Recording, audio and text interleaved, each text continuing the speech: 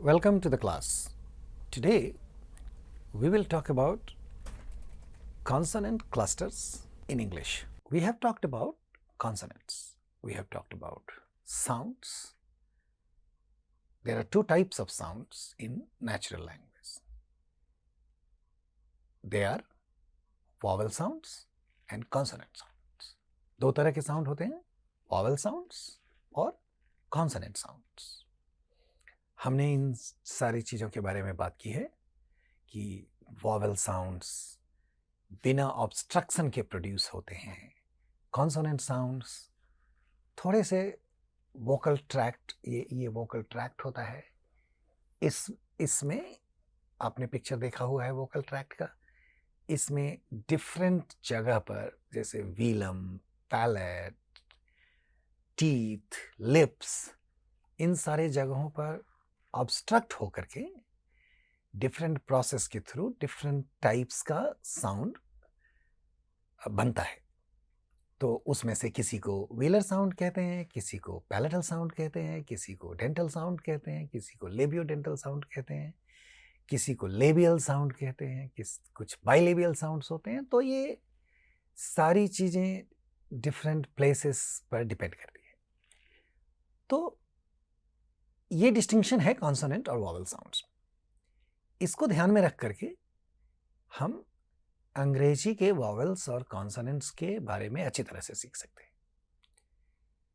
Simultaneously, we have also looked at the total number of vowel sounds in English and total number of consonant sounds in English. And most importantly, we always need to keep in mind that particularly in English, writing system of the language is very different from the spoken system, because when we write, we represent sounds through some letters, they are symbols. That is what we know as alphabets. And when we speak, we only speak sounds. तो जब हम sounds बोलते हैं तो sounds के साथ क्या होता है, ये जानने से अच्छा होगा. साउंड्स का यूज वर्ड्स में कैसे होता है, और जब हम उन चीज़ों के ऊपर ध्यान देंगे तो ये हम और अच्छी तरह से सीख सकते हैं. So let's look at it. For today we are going to be focusing on cluster. Cluster का मतलब क्या होता है, ये जानने के लिए पहले हम कुछ और एग्जाम्पल्स देखें, थोड़ा सा वर्ड्स के बारे में देखें. हम फिर से वर्ड्स के बारे में डिटेल में चर्चा करेंगे, लेकिन सिंपल कॉम्बिनेशंस के बारे में देखें. हम जानते हैं कि वर्ड साउंड्स से बनता है. अब एक बात आज ध्यान में रखिए वर्ड के बारे में. One of the things that you need to keep in mind, one of the initial things that you need to keep in mind about words is words are combination of different sounds, but those sounds are not random sounds. We have talked about it that every word must have at least one vowel sound in it, because without a vowel sound, a word is not possible, and therefore we consider vowels as basic sounds for construction of words, for making of words.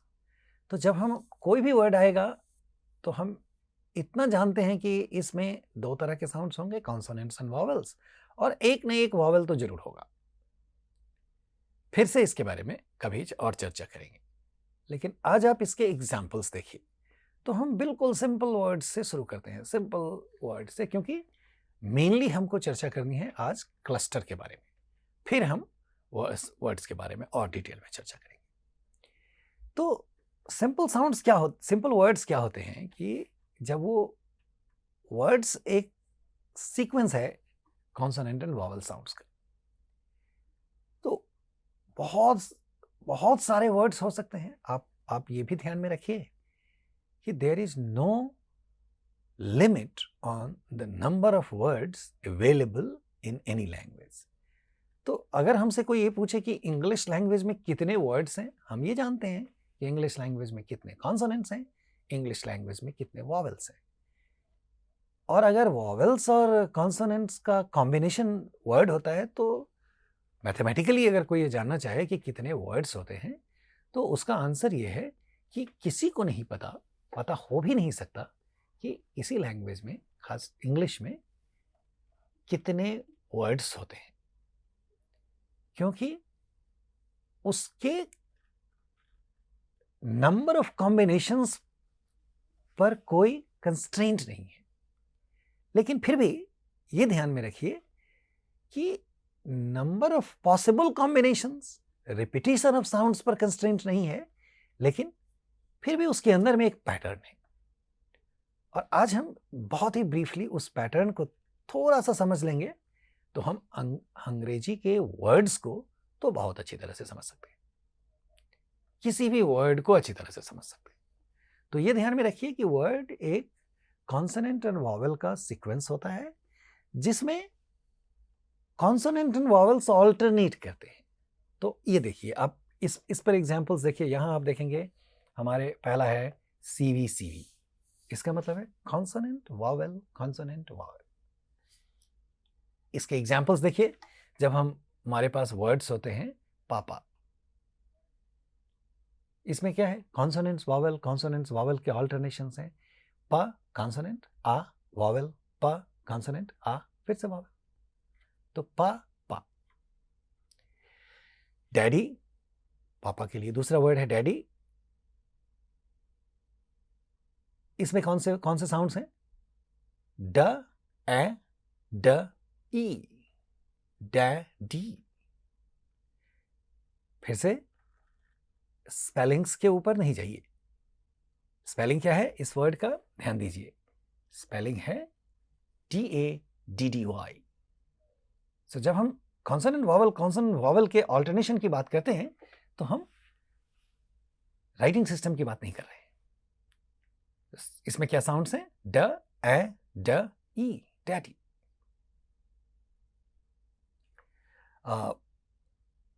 इसी तरह से actually यहां पर होना चाहिए था ये mommy और मम्मी. क्या साउंड्स हैं इसमें?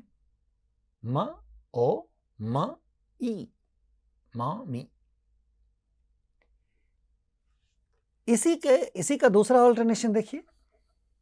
कुछ वर्ड्स ऐसे भी हो सकते हैं जिसमें सिर्फ कॉन्सोनेंट वॉवेल और कॉन्सोनेंट होते हैं, जैसे डैड. डैडी का शॉर्ट फॉर्म है डैड. इसमें क्या साउंड्स हैं? ड, ए, ड. बस 3 साउंड से ये वर्ड बना है. लेकिन ये ध्यान रखिए कि पहले वाले में भी और दूसरे वाले में भी वॉवेल्स जरूर हैं. मॉम, म, ओ, म, मॉम. तो अभी तक जो मैंने बताया वो आप देख रहे हैं कि इन सारे वर्ड्स में वो हैं. आप कोई सा भी वर्ड चेक करके देखिए और ये वाले सारे सीक्वेंस देखिए. आप इस साइड में जितने भी सीक्वेंस हमने दिए हैं इसको ध्यान से देखिए.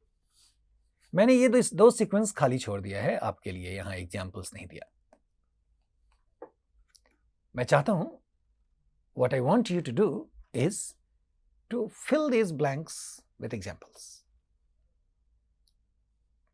Rather, a better way to do it is take all these sequences and make your own words, particularly English words.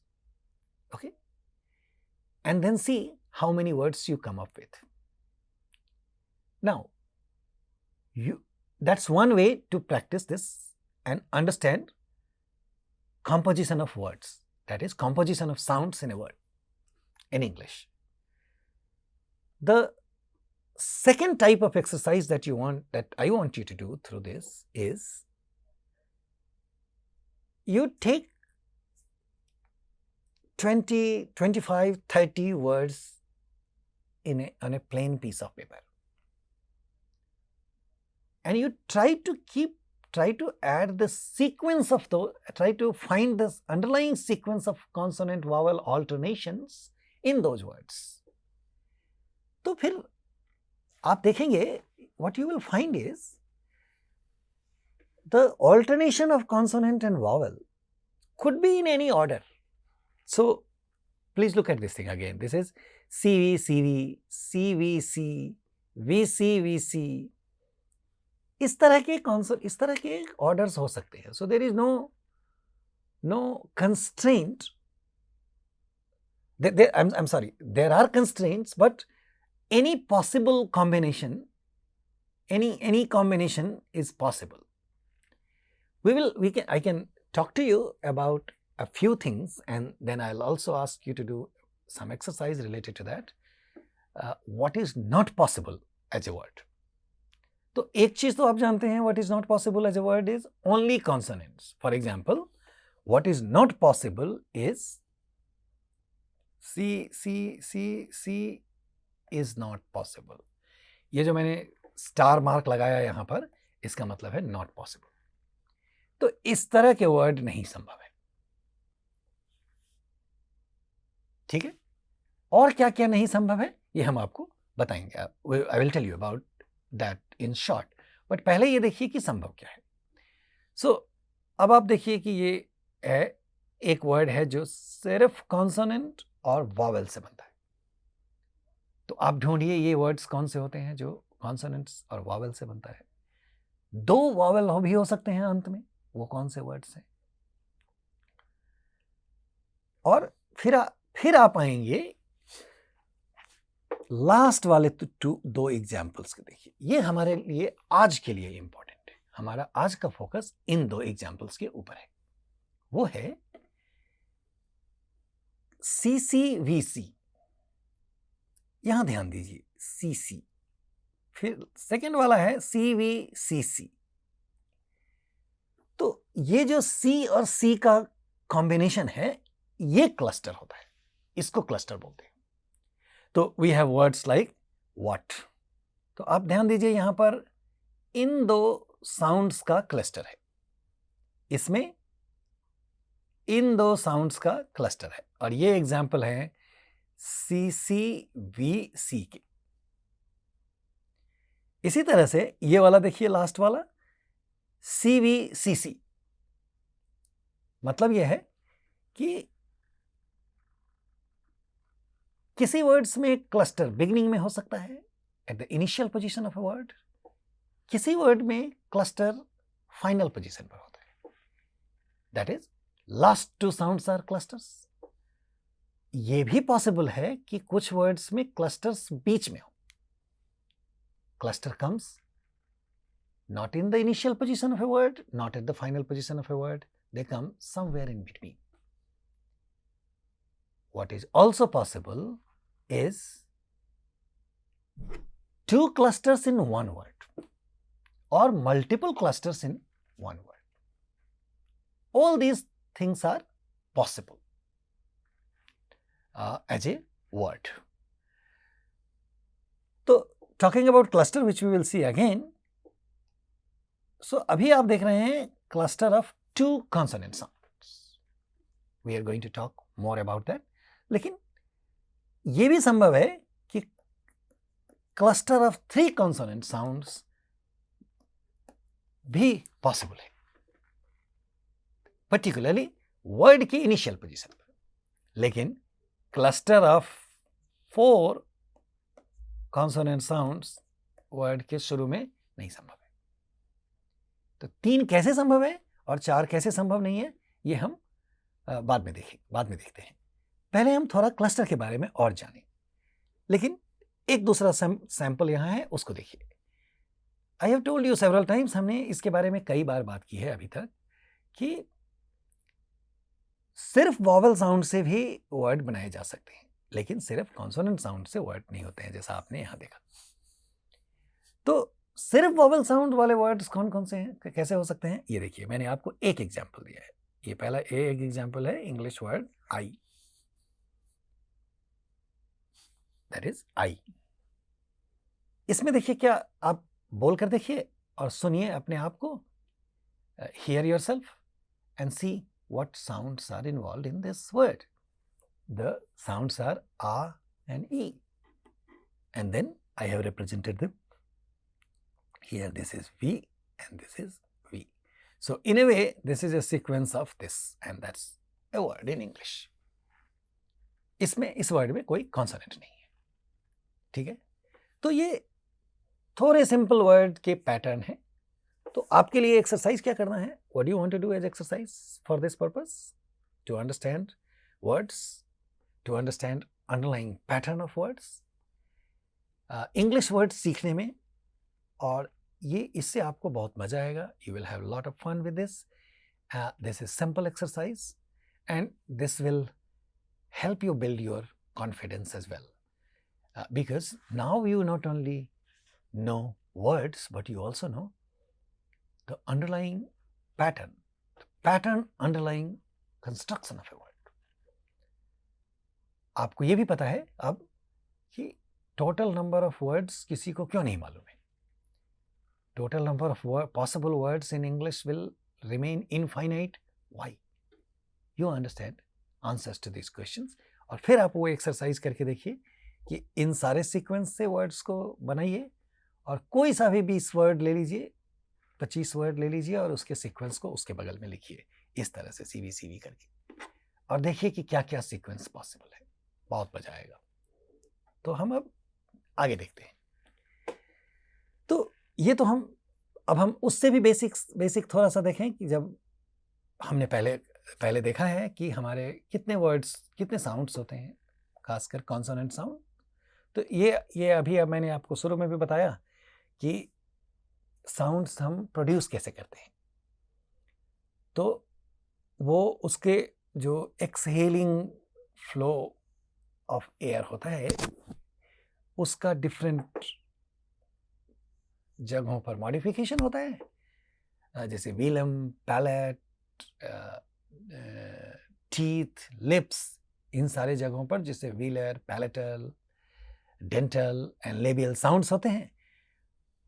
तो ये देखिए, और इसको फिर से बताने का एक छोटा सा पर्पस है जिसके बारे में पहले बात नहीं की है.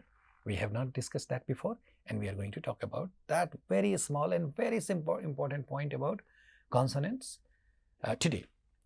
That is, so देखिए ये है क साउंड, ये व्हीलर साउंड है. ये वर्ड्स लाइक किंग और क्लास में आता है. आप ये भी ध्यान दीजिए कि आज मैंने सारे एग्जाम्पल्स सेलेक्ट किए हैं जिसमें कॉन्सोनेंट क्लस्टर्स है. तो आप ध्यान से देखिए, किंग, इसमें क्लस्टर कहाँ पर है? क्लास, इसमें क्लस्टर कहाँ पर है? दूसरा वर्ड है ग, दूसरा साउंड है ग, तो इसके एग्जाम्पल्स हैं ग्रेट, इसमें क्लस्टर कहाँ पर है? ये आप देखिए. और ग्लास अभी आपने देखा, तो इसमें क्लस्टर कहाँ पर है? ये भी आप देखिए. एक और सेट है साउंड का, प और ब, ये दोनों बाइलेबियल साउंड्स हैं. एज इन, प एज इन पिंक, प्योर, ब as in bliss and bless. मैंने जल्दी में ये एग्जाम्पल्स निकाले हैं. These examples are simple examples. You can think about more examples, and you understand the main point here, that these words represent these sounds. But the important point, more important point for today, where I want your attention is the following. हमारे पास जितने consonant sounds हैं, सभी consonant sound में एक vowel sound inbuilt होता है. सिर्फ एक वॉवल साउंड. आपको याद है, we have so many vowel sounds in English, but only one vowel sound, that is short a. वो सारे वॉवल साउंड, सारे कॉन्सोनेंट साउंड्स में इनबिल्ट होते हैं. तो आप इसको बोलकर देखिए, क साउंड को बोलिए, तो आप देखेंगे कि ये एक्चुअली में क और आ है. ये छोटे आ का सिंबल है, जो शॉर्ट अ होता है. इसको टेक्निकली श्वा भी बोलते हैं, लेकिन ये तो समझ सकते हैं बहुत ही आसानी से कि जब हम क बोलते हैं तो उसमें धीरे से, हल्के से आ भी बोलते हैं. वी ऑल्सो से आ.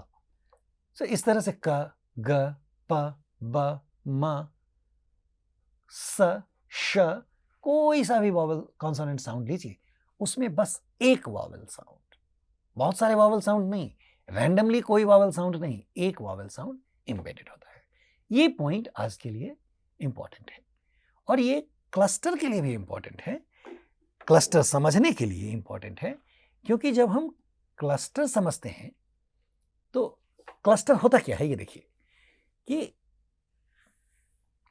तो इसको हमने कॉन्सोनेंट क्लस्टर इसलिए कहा है कि क्लस्टर जब दो साउंड्स के बीच में होता है और खासकर दो कॉन्सोनेंट साउंड्स के बीच होता है, हम उसी को क्लस्टर कहते हैं।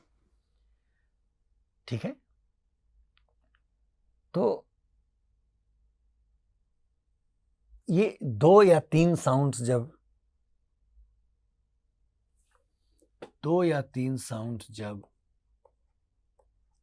टू और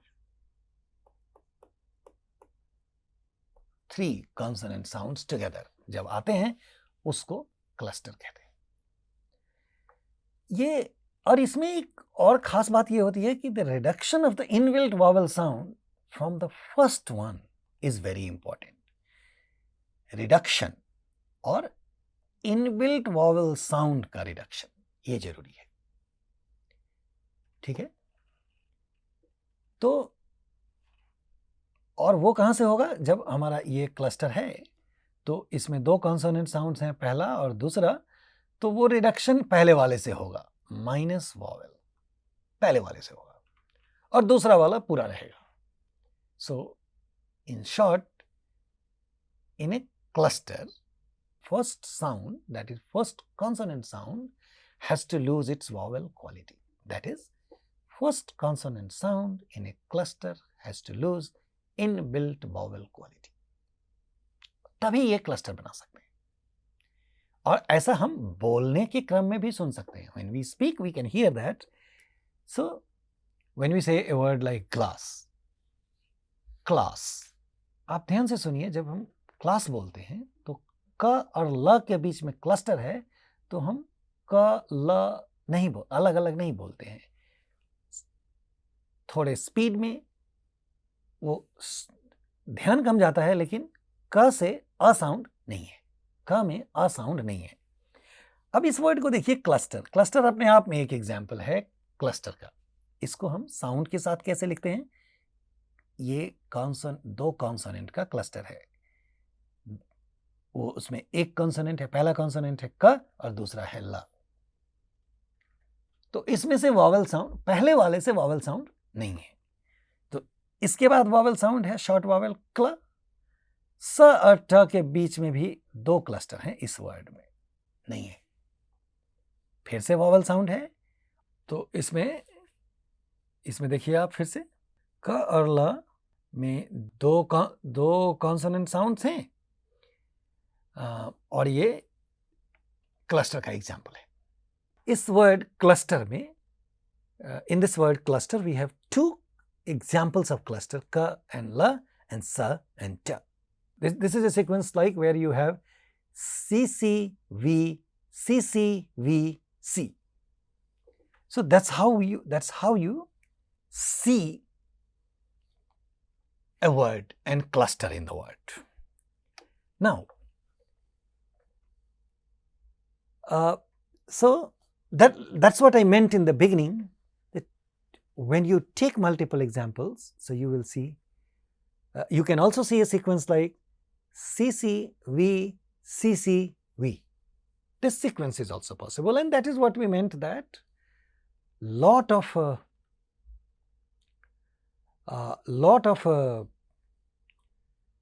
sequences, combination of consonant and vowel are possible in a word. Consonant clusters 3 consonants के भी possible है. We are still talking about this word cluster, where you have CCV, CCV. This is an example of this cluster. So, and this word is also an example of 2 consonant clusters in one word. Okay. Now, we move to the next part of the clusters, where now you have seen let's look at this cluster in the beginning of a word, cluster at the end of a word. This is the beginning initial position, this is the final position, and clusters at two different positions in a word. Now I am going to talk to you about cluster of three consonant sounds, and this is a very specific feature, and it helps us understand one particular type of word in English which will be very useful to us. So if you look at words like spring, if you look at words like splash, okay, so you see in this word these three consonant sounds are making clusters. So sounds are sa, pa and ra. In the second one you see sa, pa and la. So you will see in a cluster, in a word like in a word where you have cluster of three consonant sounds, you will always find that word beginning with this sound sa. So in that cluster, let's see. So if we have C, C, C, first one is always sa. Second one is pa, la, and the third one is ra or la. Second one is pa, ta and ka. So you will see sa, pa, ra as spring, sa, pa, la as splash. You can also come up with words like sa, ta, ra, like string. You can also come with words like sa, ka, ra, like screw, screen. So in a word like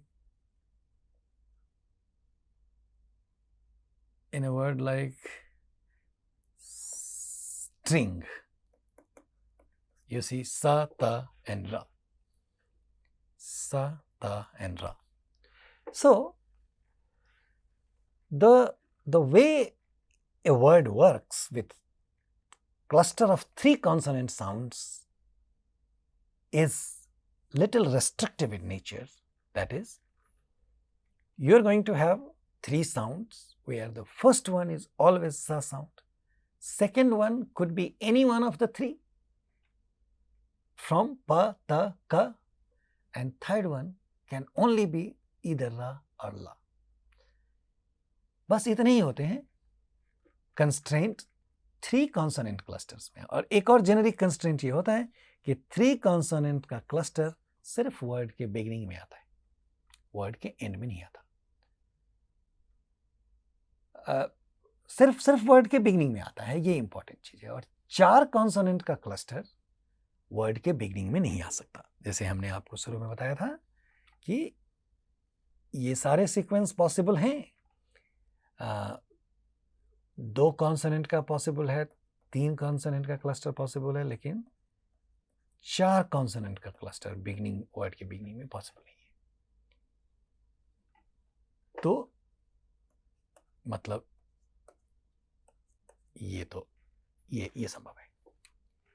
तो I hope this gives you an idea of what a cluster is, what sounds are, how we make a cluster, and how we find them out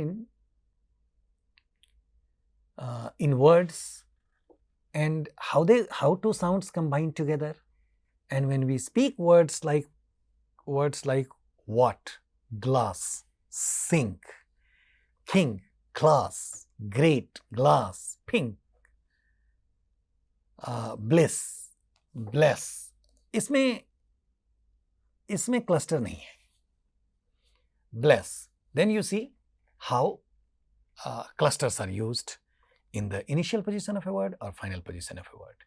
And then we know a little bit more about clusters in details, and then we see how cluster of 3 consonant sounds can occur in the initial position of a word in a very restrictive environment, and how cluster of 4 consonant sounds is not possible in a word. कुछ examples और देख लीजिए, और ये काफ़ी important होते हैं हमारे प्रोनाउंसिएशन के लिए, इंग्लिश बोलना सीखने के लिए, और इंग्लिश भाषा के बारीकियों के बारे में जानने के लिए, बारीकियों पर ध्यान देने के लिए. You can look at the finest details of the language, finest details of word formation in English language if you pay attention to these and if you know. So a question comes to your mind, then why do I need to know about the places of articulations? What good does it do for us? You have seen it so far that we can understand cluster in a better way if we understand about sounds in general and vowels, consonants and their places of articulation in particular. Let's look at how it helps further. So look at these 3 words. I have picked only 3 words in English, and then I want you to do the rest of the exercise. But let me first describe what I want you to do. So this is something called assimilation, जहाँ पर 2 sounds आते हैं, आसपास में रहते हैं, लेकिन एक दूसरे के फीचर से सिमुलेट होते हैं. एक का फीचर दूसरे को प्रभावित करता है. One influences the other sound. ये कैसे होता है, ये देखिए. इंग्लिश में एक नेगेटिव प्रीफिक्स है, उसको बोलते हैं, ये इन वर्ड्स में आते हैं. जैसे ये देखिए, ये वर्ड है इम्पॉसिबल, ये वर्ड है इनकम्प्लीट. तो पहले तो आप इस पर ध्यान दीजिए कि हम बोलते कैसे हैं. Impossible, fine. तो हमारे इसमें इस पर ध्यान चाहता हूं मैं आपका कि इस वर्ड में नेगेटिव प्रीफिक्स जो इन है, उसमें ये सेकेंड वाला साउंड म हो जाता है, क्योंकि it comes right before a word which begins with प साउंड.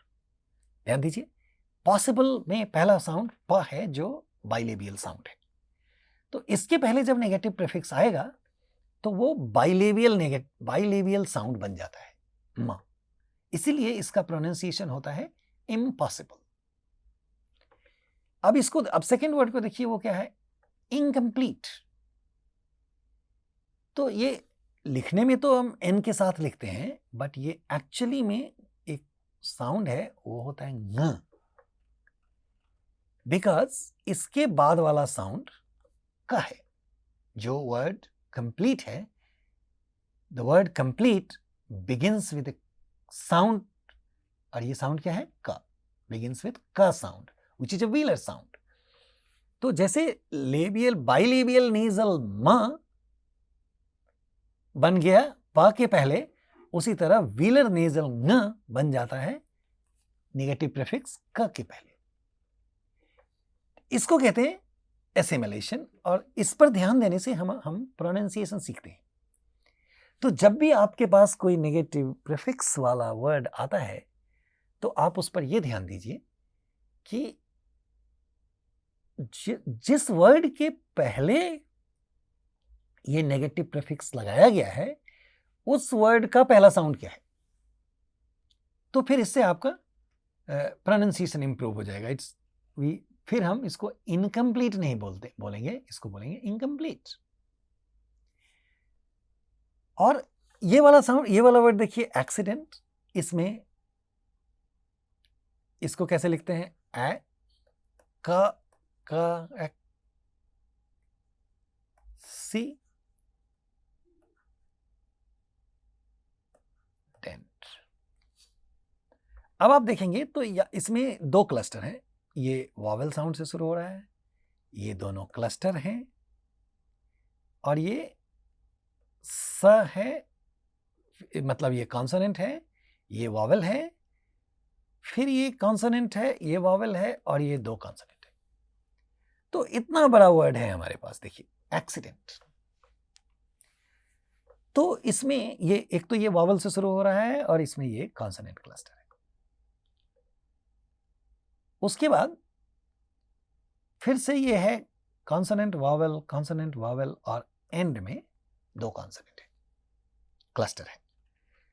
तो यहां पर क्लस्टर के अंदर में भी ये वाला जो पहले देखा है, प के पहले आने से वो प के पहले प बाइलेबियल साउंड है, तो जब प के पहले कोई नेजल साउंड आता है तो ये बाइलेबियल नेजल बन जाता है। जब क के पहले कोई नेजल साउंड आता है तो ये वेलर नेजल बन जाता है। इसी तरह जब ट के पहले कोई नेजल साउंड आता है तो वो ट एल्वियोलर साउंड है इंग्लिश में, तो ये एल्वियोलर के क्लोजेस्ट है नेजल, डेंटल नेजल, तो ये डेंटल बन जाता है। तो ये आप एसिमिलेशन अंदर में भी देखते हैं। अब तो ये एसिमिलेशन क्लस्टर के अंदर में भी होता है और क्लस्टर के बाहर भी होता है। दूसरा पॉइंट हम आपका ध्यान लाना चाहते हैं कि यहाँ पर इसको देखेंगे तो लगता है जैसे कि ये this is a cluster of 3 consonants, but that's not true. It's a cluster and then again there is a consonant, vowel, consonant. So इस दो कॉन्सोनेंट के बीच में कोई क्लस्टर नहीं है, क्योंकि एक वर्ड के अंदर में ये दो अलग अलग सिलेबल्स हैं। So today I want you to focus on the consonant sounds, vowel sounds, how clusters are made, how every consonant has inbuilt a sound in it, how it gets removed when we speak a cluster, and what are the sequences possible, how we find sequence of these sounds in a word, and finally a cluster of 3 consonant sounds is also possible in the beginning of a word, but a consonant cluster of 4 consonant sounds is not possible in the beginning of a word. इन सारी चीज़ों पर आप ध्यान दीजिए, and next time when we meet, we'll talk about multiple syllables within the same word. So, like I started with this discussion, that we are going to talk about clusters, but we will be looking at clusters in a word, and we will talk about words in detail. So next time when I am going to discuss this with you, I'll discuss words and then I'll talk about syllables, because a word can be a syllable also, and a word can have multiple syllables in it. So how this syllabification works and what's the role of syllables in understanding a word. So until then, please do this practice, and thank you.